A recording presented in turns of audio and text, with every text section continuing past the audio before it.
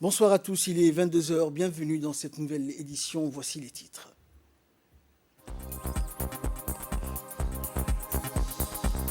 Réunion sur le renforcement de performance des finances publiques, une réunion organisée par le ministère du Budget et le ministère des Finances. Dans l'actualité régionale, le président William Ruto promet de sortir le Kenya de la dette. Bonsoir à tous.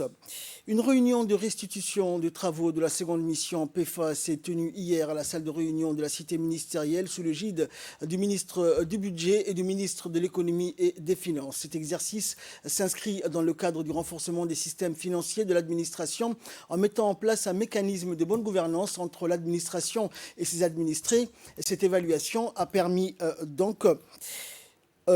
d'identifier les faiblesses de la gestion des dépenses publiques afin de présenter les différents indicateurs d'évaluation sur l'optimisation de la gestion des finances publiques et plus précisément sur la gestion du budget de l'État. Cette deuxième mission de terrain visant à la poursuite de la collecte d'informations nécessitée pour l'évaluation ainsi que la documentation afférente s'est conclue de manière satisfaisante avec la contribution de toutes les instances et acteurs clés. Et après que l'équipe PEFA ait brossé un état des lieux des résultats de cette collecte et des étapes restantes de ce programme, les ministres ont intervenu donc en rappelant l'importance de ce programme. Le lancement du projet Appui à la justice financé par le programme des Nations Unies pour le développement a été organisé donc hier dans la salle de réunion de l'Institut des études diplomatiques.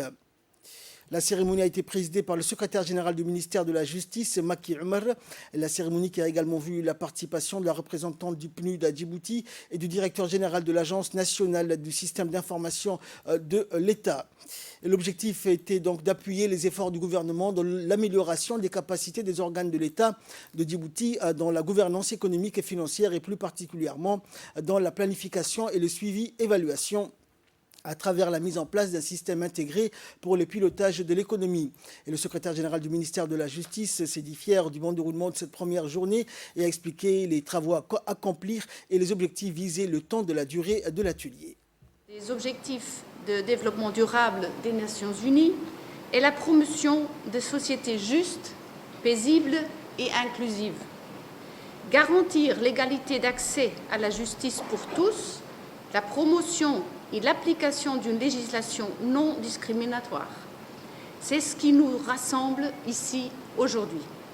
C'est ce qui nous motive à appuyer la réforme de la justice et des systèmes pénitentiaires à Djibouti.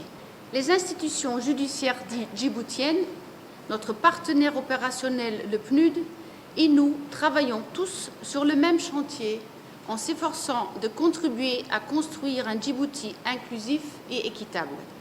Un monument qui résistera à l'épreuve du temps et qui garantira l'accès à la justice pour tous. Et suivons à présent l'intervention de la représentante résidente du PNUD à Djibouti. Donc, nous marquons une étape importante, je pense qu'une étape majeure dans notre travail et notre processus à tous. Nous savons que nous avons eu plusieurs mois pour travailler sur établir les partenariats, pour préparer le travail, pour valider l'expertise internationale qui allait nous accompagner. Et aujourd'hui, nous concrétisons donc la mise en route de cet important projet et je voudrais m'en réjouir avec vous. Au nom donc du PNUD et de toute l'équipe du projet, Pal et son équipe, je voudrais donc nous féliciter de cette première étape et nous réjouir également de l'implication à la fois de l'équipe au niveau local, mais également de nos collègues du siège et de notre bureau de Palestine, qui nous accompagnent également dans la mise en œuvre de ce processus de mise en œuvre. Nous allons travailler pendant plusieurs mois avec l'équipe de Sofenji, qui est ici pour nous accompagner et qui va jouer un rôle clé dans la conception et l'ensemble des processus de numérisation dans le cadre de ce projet mise en œuvre avec vous, avec nos partenaires qui sont autour de la table. Nous avons tenu néanmoins à profiter de l'occasion de leur présence et également de ce travail pour valoriser également l'expertise nationale. Et c'est pour cela que dans le processus de travail, nous allons confier un certain nombre de travaux, la programmation, l'installation, etc., à des informaticiens, des experts nationaux des entreprises donc djiboutiennes pour aussi profiter de cette expérience et partage d'expérience. Parce qu'à la fin de la journée, ce que nous recherchons, c'est le renforcement des capacités nationales. Mesdames et messieurs, c'est une entreprise majeure dans laquelle nous nous engageons tous ici, mais beaucoup plus, c'est une entreprise majeure pour Djibouti. Et c'est pour cela que je voudrais appeler et plaider pour le sens de la responsabilité de nous tous et de chacun de vous, pour que nous puissions vraiment avoir une participation active, un suivi rapproché, avoir des mécanismes pour ajuster le cheminement qu'on va faire ensemble pour qu'à la fin de la journée, on puisse avoir un système judiciaire de qualité. Et de son côté, le directeur général de l'ANSSI a souligné que son institution appuiera techniquement ce projet. On l'écoute. Au vu des travaux de collecte d'informations pour la phase d'étude préalable, l'Agence a apporté aux partenaires techniques, notamment à l'Union européenne, le PNUD, les éléments d'information sur l'écosystème national du numérique en termes d'enjeux, de défis, mais aussi de potentiels. Potentiel matérialisé par l'engagement du gouvernement pour reformer le fonctionnement des services publics en vue de le rendre plus efficace, plus transparent et plus proche des citoyens. L'Agence a ainsi pu mener la mission conjointement avec l'Union européenne et le PNUD et informer de l'existant par rapport aux réalisations de l'ANSSI, notamment la disponibilité d'un réseau intégré de l'État en fibre optique, la disponibilité d'un centre de données pour l'État, de la plateforme nationale d'interopérabilité et l'infrastructure nationale à clé publique, entre autres, pour ne citer que les chantiers les plus importants. L'Agence a pu établir avec le concours des institutions publiques et privées, aussi élaborer une stratégie nationale en matière de cybersécurité. Tout cela, mesdames et messieurs, pour vous dire que nous ne partons pas du néant et que nous gardons toujours à l'esprit que le développement des systèmes d'information d'État concourt de manière cohérente à simplifier les relations entre les usagers et l'administration et entre celle-ci et les autres autorités administratives. C'est dans ce contexte que s'inscrit le rôle joué par l'ANSSI dans le cadre des travaux du déploiement de la solution MISAN. Nous comptons à vous réitérer, Monsieur le Secrétaire général, au nom de l'ANSSI, que l'ANSSI continuera à apporter son soutien technique et reste engagée dans la concrétisation de ce projet. Et à l'issue de cette réunion, notre équipe a également recueilli les impressions de la première présidente de la Cour d'appel. C'est un projet qui a été lancé avec l'appui de l'Union européenne et le PNUD. Et nous avons déjà eu une première phase de ce projet. Et cette phase aujourd'hui consiste au lancement de la numérisation de la justice. C'est un projet qu'on attendait depuis un certain temps. Et on est heureux de voir aujourd'hui le lancement de ce projet.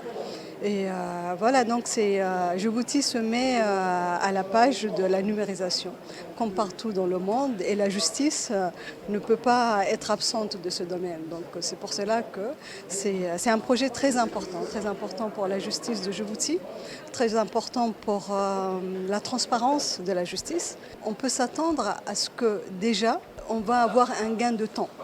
On va avoir un gain de temps dans le traitement des affaires et dans l'accès à la justice également. Qu'un huissier de justice, depuis son bureau, pourra déposer une assignation devant le greffe du tribunal de première instance. En un clic, on pourra avoir un casier judiciaire. Ça facilitera énormément de choses. Dans l'actualité, toujours dans le cadre du renforcement du partenariat entre l'Agence nationale des personnes handicapées et l'Organisation du système des Nations Unies, le directeur général de l'ANPH, Ali Saïd, a rencontré hier le coordinateur résident du système des Nations Unies dans la salle de réunion de l'agence.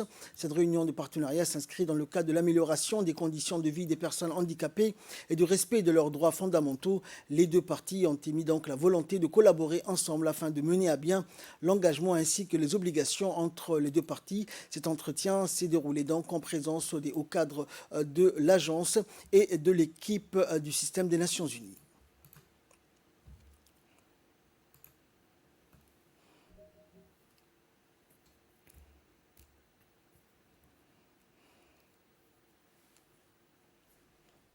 Les personnes avec besoins spéciaux sont plus vulnérables d'être laissées de côté dans le développement, dans les urgences, etc. Et vous savez ici partager plusieurs caractéristiques pourquoi ça c'est le cas.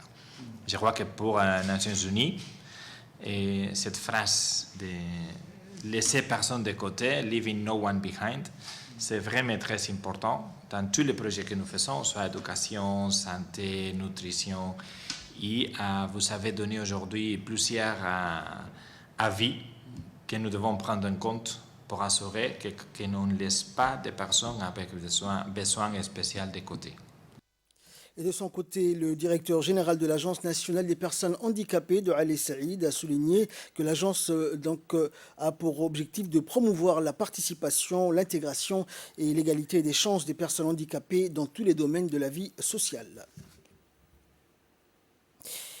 En nouvelle nationale, toujours dans le cadre de la coopération bilatérale entre la République de Djibouti et le Royaume d'Arabie Saoudite, le gouverneur de la Banque centrale de Djibouti, Ahmed Ousmane, accompagné de l'ambassadeur de Djibouti auprès du Royaume d'Arabie Saoudite, Diadine Saïd Bamahramam, a entamé une visite officielle de travail à Riyad auprès des hauts dirigeants de la Banque centrale saoudienne Sama et des autres institutions financières du Royaume du 27 au 30 septembre. Ces visites d'entretien du gouverneur de la Banque centrale et de sa délégation ont débuté par la tenue d'une réunion de travail bipartite avec les hauts responsables de la banque saoudienne, au cours de laquelle ils ont discuté notamment des voies et moyens de renforcer les procédures de coordination entre les deux institutions.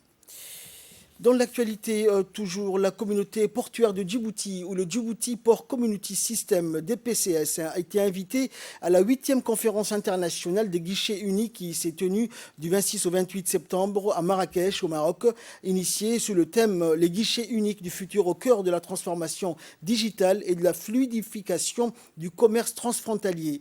Et lors de son intervention de panéliste de cette conférence, Warsama Mohamed Bouh, directeur général de la DPCS, a exposé les multiples avantages de la plateforme électronique de la communauté portuaire de Djibouti qui permet de simplifier les procédures pour les opérateurs économiques de son pays tels que les importateurs, les exportateurs, les agents maritimes ou interconnectant de façon transparente tous les acteurs de la chaîne logistique en leur permettant d'effectuer toutes les procédures dans un système unique.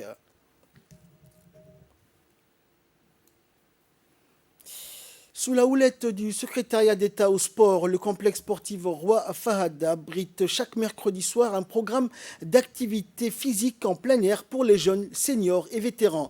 Des séances d'1 heure ou plus sont proposées, chaque séance se composant d'une phase d'échauffement, de marche et d'une phase de récupération et d'assouplissement. Chaque séance est construite à partir des résultats à atteindre avec une progression tout au long de l'année, la progression s'accompagnant d'un suivi et de tests d'évaluation. Les éducateurs proposent différentes variantes sur les exercices en fonction des pathologies éventuelles que peuvent avoir certains pratiquants. Pour rappel, pratiquer une activité physique a de multiples bienfaits, aider le corps à rester en bonne santé, prévenir les chutes en renforçant les muscles, améliorer l'équilibre, mais aussi augmenter la confiance en ses capacités physiques.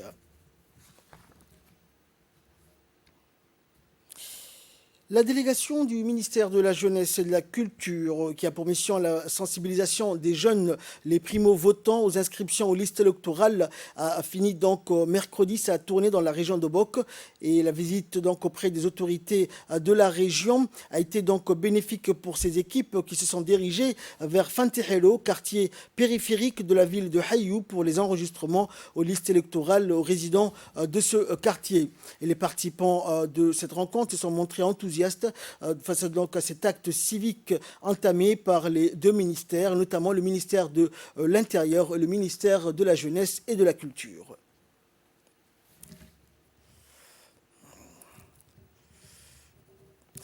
Et dans le dossier de cette édition, direction la région de Tadjoura, nous allons vous parler bien évidemment du boom immobilier auquel nous assistons actuellement dans cette région. Regardez, c'est un document de la rédaction.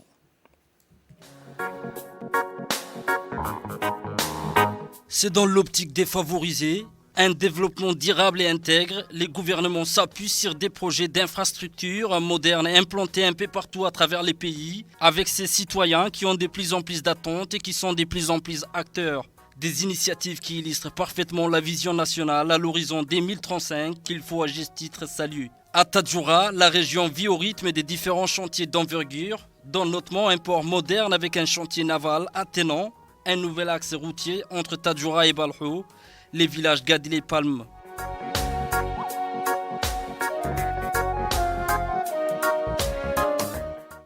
Il est à rappeler que la ville de Tadjoura, à l'origine constituée des quartiers, en l'occurrence Shaharito et Galato. Aujourd'hui, les quartiers sont diversifiés et étalés à l'est vers Cheikh Mohamed Laï Saado et à l'ouest jusqu'à PK6, ce qui lui a permis d'offrir une myriade d'opportunités d'investissement immobilier grâce à ces quartiers en plein développement. Il s'agit là de mettre un projecteur sur la politique économique qui ont jalonné les processus de développement de notre pays et ce faisant a permis au pays un développement durable, notamment avec la multiplication des projets d'infrastructures modernes. Il est vrai que durant ces 10 dernières années, notre pays a connu un développement politique et économique d'une ampleur exceptionnelle et Tadjoura fait partie de cette ville qui a su bénéficier de ces avancées pour être une ville plus embellie et plus captivante. Rappelons que l'objectif du gouvernement et les hommes d'affaires de la région de Tadjoura, qui ne se lassent pas d'embellir cette ville, est avant tout d'assurer un impact optimisé des retombées économiques sur les tissus socio-économiques locaux et culturels. دماغ لسنتي مقالي وسكو ويسر كهتاري ناكادو أما روبوتيا وكسوني مانغو ويعي أفتن. On se doit de rappeler que la ville de Tadjoura est située à l'embouchure de la rivière et que le gouvernement a pris des mesures de protection particulières dans le cadre d'un plan de gestion pour réduire les dégâts que peut causer cette rivière, d'où la multiplication des projets d'infrastructures de grande envergure tels que la construction Gadil et Palm Village, la fondation IOG et le logement Arilos. Je salue les efforts du gouvernement dans sa quête de développer notre pays et surtout la retombée économique d'un pareil chantier d'envergure qui donnera une image plus attrayante et éblouissante de la région. Je me réjouis davantage de voir que grâce à la vision du chef de l'État Ismaïl Omar Guelleh, l'avenir de notre pays est très prometteur.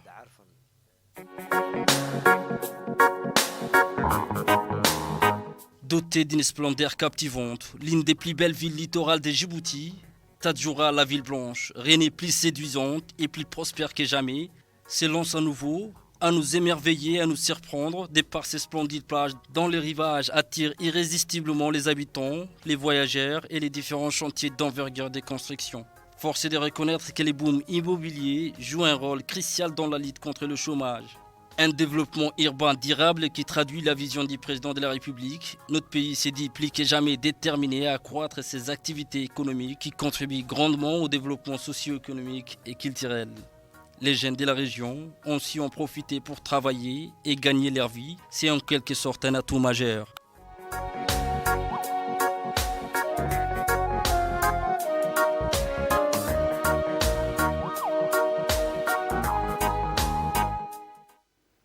Et nous restons à Tadjoura, où l'équipe mobile de la brigade de douane de Tadjoura a saisi donc une importante quantité de cannes de contrebande dans le secteur de Boli, dans la sous-préfecture de Randa.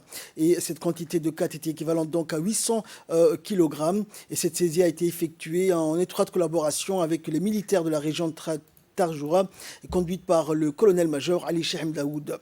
Et le directeur général de la douane, Gouled Ahmed Youssouf, a félicité tous les collaborateurs de la région de Tadjoura et les agents de la douane.